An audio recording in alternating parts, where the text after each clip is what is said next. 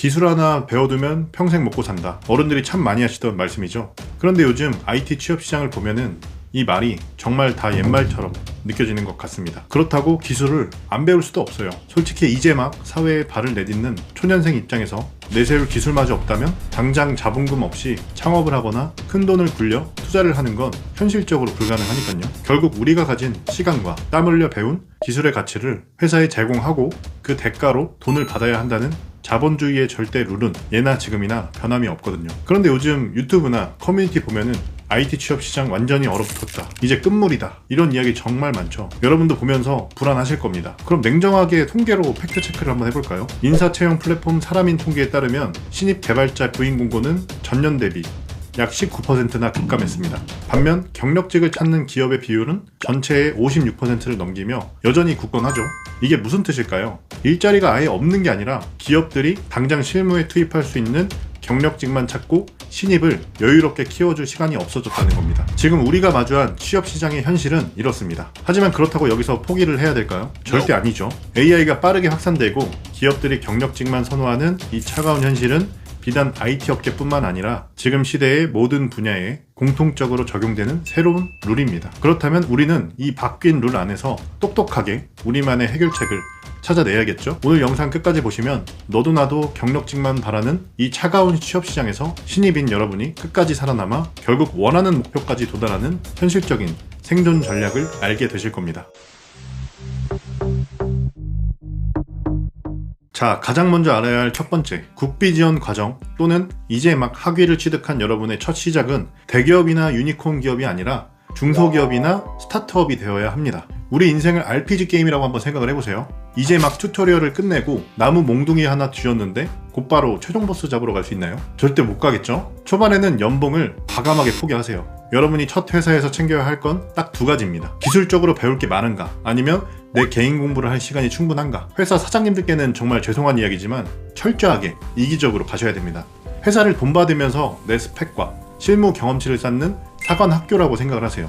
여기서 딱 1년 이내로 빡세게 구르면서 실무 냄새를 묻히고 미련 없이 다음 스테이지로 넘어가는 겁니다. 그 1차 전직 튜토리얼 기간 동안 여러분이 절대 하면 안 되는 하나가 있습니다. 바로 뇌 빼고 남의 코드만 복붙하는 코더가 되거나 툴만 쓰는 스크립트 키디가 되는 거예요. 단순히 벽돌만 나르는 코더나 스크립트 키디는 이제 AI가 24시간 밥도 안 먹고 대신 해주죠. 요즘 AI가 코드 짜주는 속도 보셨죠? 여러분이 1년 동안 실무에서 길러야 하는 건 설계자의 시각이에요. AI가 짜준 코드가 보안상 안전한가? 데이터가 서버에서 어떻게 굴러가는가? 이 시스템의 전체 구조를 보는 눈을 기르셔야 합니다. 그래야 AI에 대체되지 않는 구성원이 되겠죠. 이제 1년 동안 튜토리얼을 깨고 진짜 실무가 뭔지 알게 됐죠.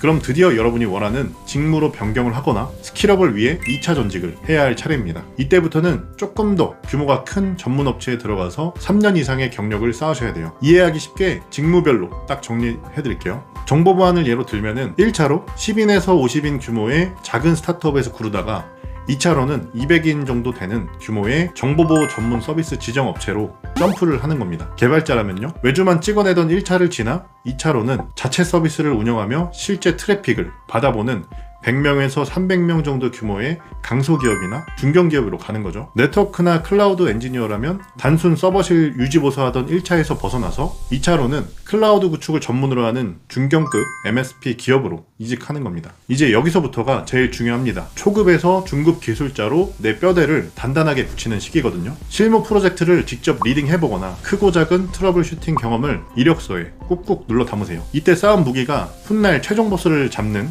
나만의 필살기가 될 겁니다. 네 번째, 대망의 3차 전직. 바로 우리가 그토록 원하던 대기업, 즉 갑사로 가는 겁니다. 근데 여기서 가장 많이 하는 실수가 있어요. 그냥 무작정 난 대기업 갈 거야 하고 맹목적으로 그냥 달리는 겁니다. 목표는 처음부터 5년 단위로 크게 세워두고 내가 가고 싶은 회사가 정확히 어떤 인재를 원하는지 파악해서 역설계를 해야 돼요. 이건 저도 마찬가지이고 제 주변에 있는 지인들도 대부분 이런 테크트리로 연봉을 억대로 뻥튀기한 케이스가 많아요. 예를 들어볼까요? 저는 애초에 목표가 네카라 쿠베 같은 순수 IT 대기업이었어요. 그래서 학벌이나 자격증보다는 기술 포트폴리오, 즉 희소성 있는 기술력 위주로 제 무기를 세팅했었습니다. 근데 만약에 여러분의 목표가 대형 그룹사 혹은 금융권 아니면 공기업이라면 이야기가 완전히 다를 수 있어요. 이쪽은 기술력도 중요하지만 아직까지는 학위나 자격증 그리고 보수적인 조직 문화를 견딜 수 있는 정성적인 스펙을 상당히 많이 봅니다. 목표가 다르면 사냥해야 할 아이템도 당연히 다르겠죠. 최종 보스가 누군지 먼저 정하고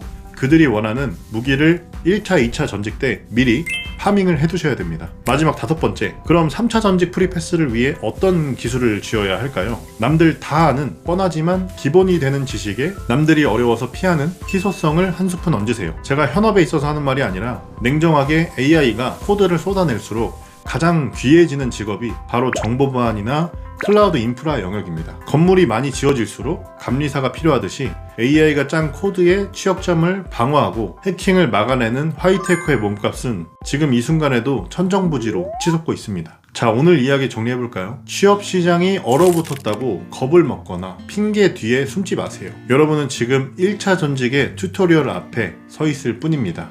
1차에서 경험치를 얻고 2차에서 중급 기술을 다지고 3차 최종 목표를 향해 역설계를 하세요. 그리고 남들과 다른 보안이나 클라우드 같은 희소성이 있는 무기를 주신다면 여러분의 몸값은 시장 상황과 무관하게 알아서 뛸 겁니다.